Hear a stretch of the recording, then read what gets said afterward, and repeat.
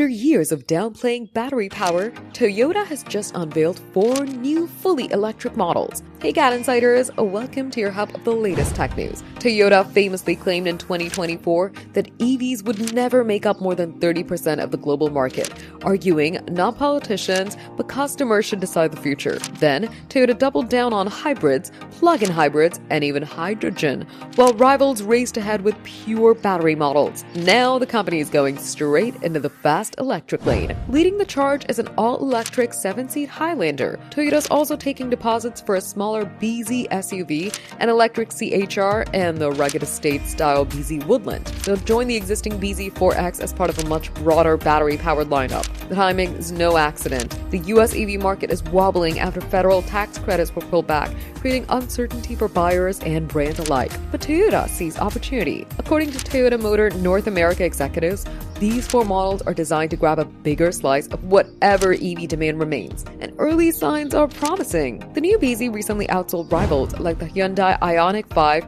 and Ford Mustang Mach-E in monthly US sales, proving Toyota's brand power still carries serious weight. Meanwhile, Europe is going ahead with EV adoption. Norway is barreling towards 100% zero-emission new car sales, making Toyota's 30% look far less. Toyota may not be chasing range or charge speeds, but it is bringing something else to the EV war, which is its hard-earned reputation for reliability, and that is its whole selling point. For more updates, subscribe to GadInsider, like and share the video, and don't forget to press the bell icon so you never miss any update.